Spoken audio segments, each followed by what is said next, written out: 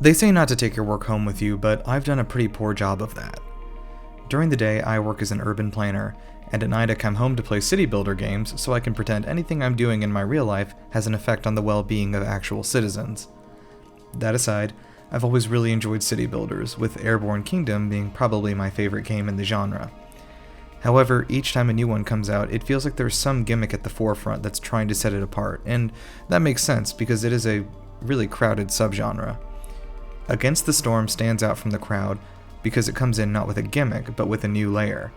The building of your city is a competition you cannot afford to lose.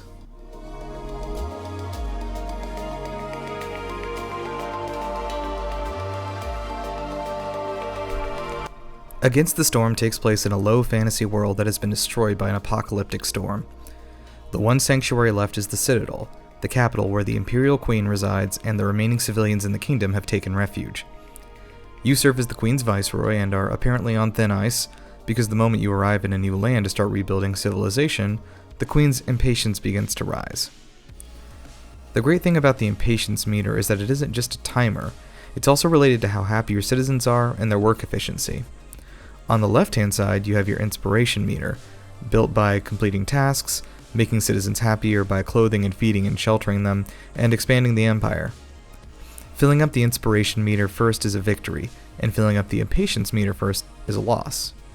The balancing act is brilliant, because no matter how badly you mess up or how high the impatience meter is, as long as it hasn't reached max, you still have a chance. You can always come back from it with the right strategy. The art style is immediately reminiscent to me of World of Warcraft, and that's a huge compliment. One reason that game has survived so long is the timeless fantasy art style that is both pleasing to the eye and harsh with color at once. The musical score in Against the Storm is wonderful, and it adds just enough of an air of an ominous mystery without being a distraction. The UI is perfect to navigate, and they allow manual scaling of the elements as well, so I can blow them up as large as I like with one click, which is a huge deal for me. I must mention this game has an excellently paced tutorial as well, and after 30 minutes you'll understand every complex feature of this very layered city builder, and be ready to roll up your sleeves and get to work. Against the Storm is also somewhat of a roguelike.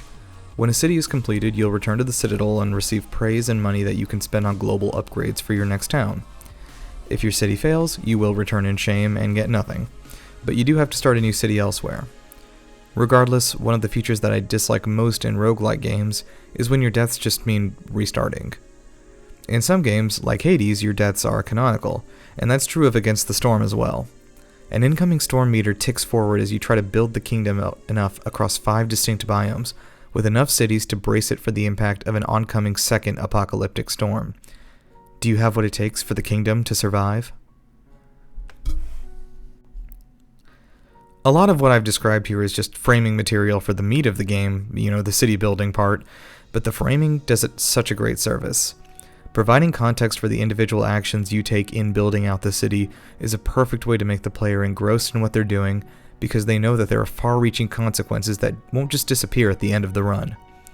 And yet, it isn't too much pressure because, as I said before, you can always make up for your mistakes by simply focusing on your quest completion and filling out the inspiration meter before impatience maxes out.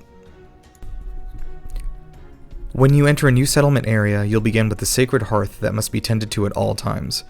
It needs fuel, such as wood or oil, to continue burning, and probably the only moment of real panic I had playing this game was the one time I ran out of fuel.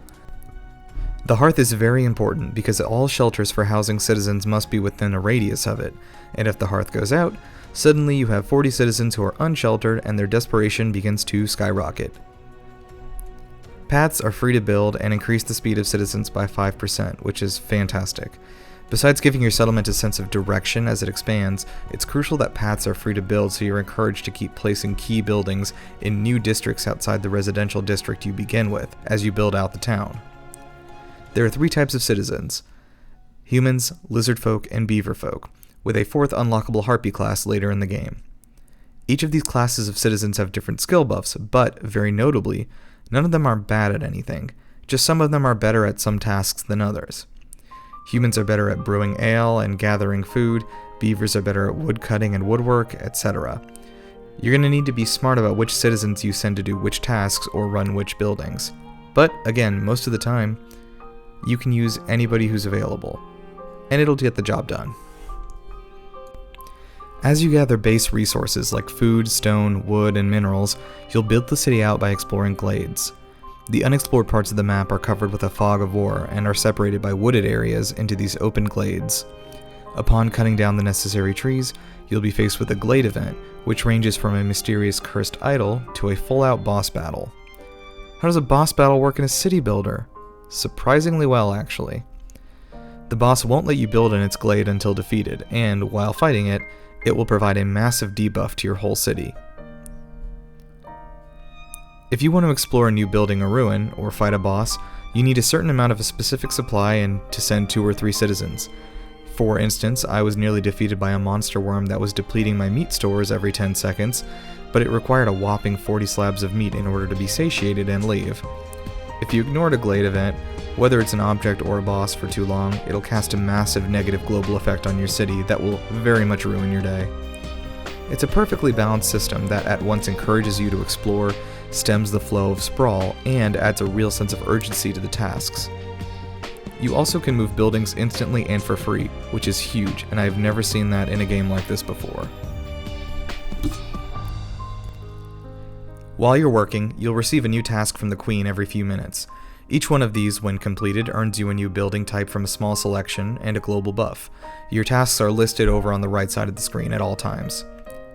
Completing all 8 quests in one run is a way to go, and you'll win the run that way, but they do get progressively more difficult and require more complex materials as they go. Alternatively, keeping your citizens happy and active with drinks, entertainment, and nice homes is another way to go. The most effective players are going to take advantage of both.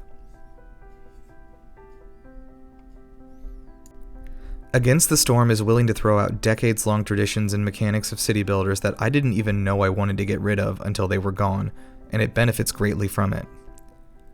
Roads are free to build, buildings are free to move instantly, all citizen classes offer only buffs with no caveats, building construction is instant, every kind of resource can be both mined and crafted from at least 3 different kinds of structures, boss fights provide a sense of urgency in building, and every material needed to something can be substituted for at least 5 other materials in a pinch.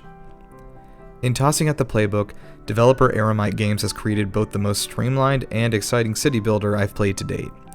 Perhaps for the same reason Fallout 4 became one of my favorite games of all time, the post-apocalyptic theming of city building adds a gravity to your action that is both heavy and encouraging. I can't wait to sink several dozen more hours into this game with my lizard friends and show the Queen once and for all that I deserve that promotion. Craft something can be substituted for at least 5 other materials in a pinch.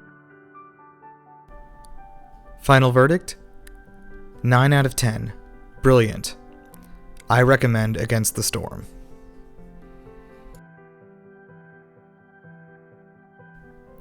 I reviewed Against the Storm on PC with a key provided by the publisher. Thank you so much for providing that for us. Make sure to like and subscribe to our channel for more reviews and plenty of other content we do. And leave a comment if you have any questions about the game. I'd be happy to answer them for you. Thanks so much for watching, and we'll see you later.